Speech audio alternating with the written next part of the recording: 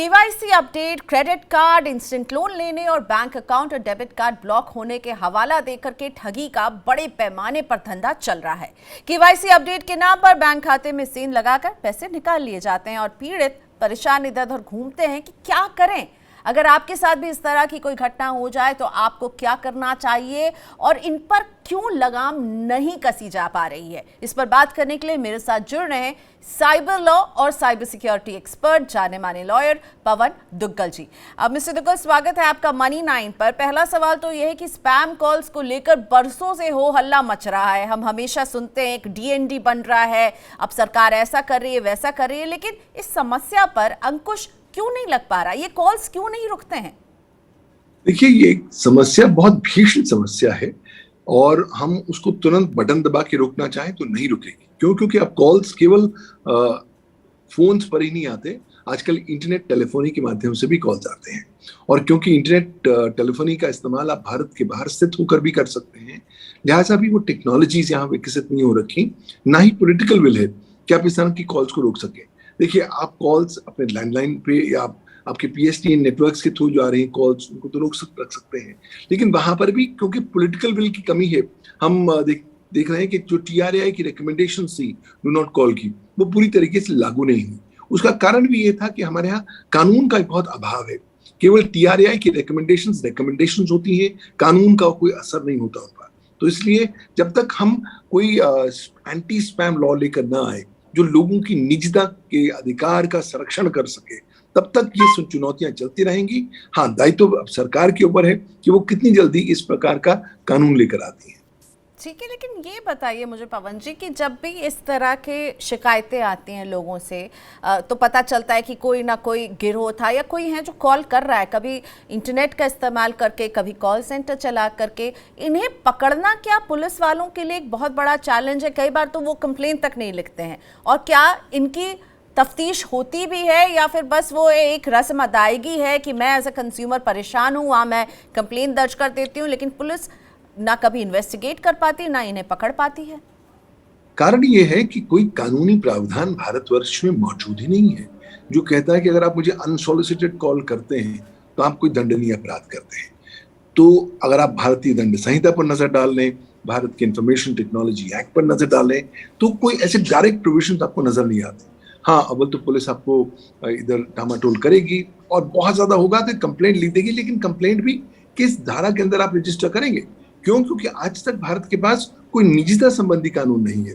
जो हमारा consumer protection law है वो भी इस तरह के मामलों को लेकर बहुत ज्यादा टिप्पणी नहीं देता। तो जब तक आप कानून को बदलेंगे नहीं, संशोधित नहीं करेंगे और डेडिकेटेडली लोगों की जो राइट टू प्राइवेसी है उसको इंश्राइन नहीं करेंगे कानून में और उनको इफेक्टिव रेमेडी नहीं देंगे, तब तक इस तरह का स्टेटस को चलता रहेगा। यानी एक बहुत बड़ा गैप है और उस गैप को जब तक फिल नहीं किया जाएगा तो एक लूप होल है जिसमें से ये लोग निकल जाते हैं। तो यानी अपनी सुरक्षा अपने हाथ है।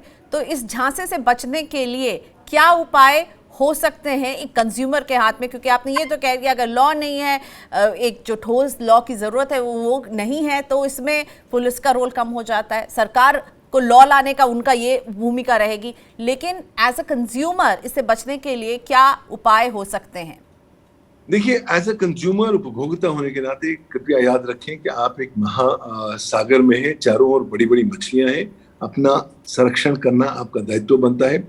कोशिश करें उन्हीं कॉल्स को पिकअप करें जिन नंबर्स को आप पहचानते हैं या जो नंबर्स आपने फीड कर रखे हैं।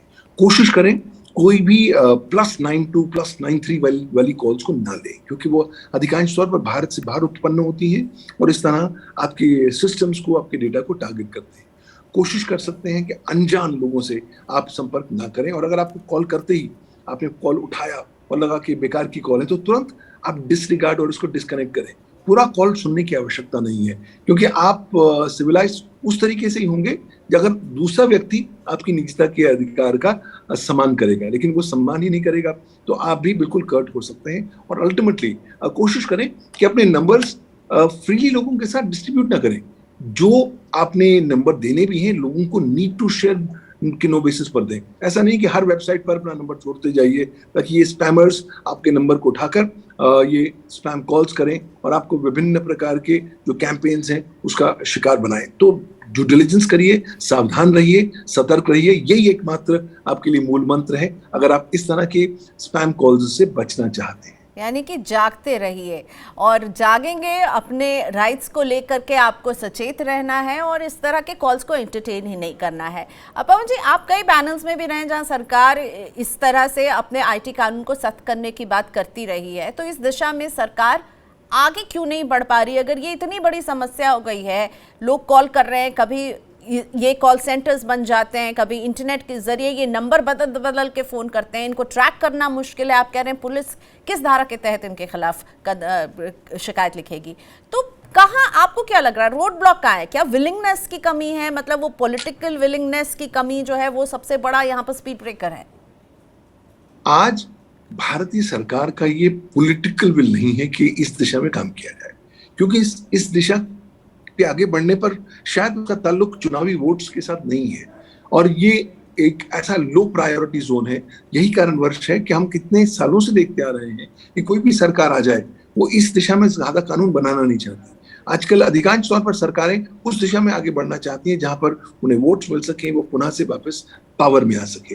तो क्योंकि ये लो प्रायोरिटी है, लैक ऑफ पॉलिटिकल विल है, ये करंट स्टेटस को चलता रहा है।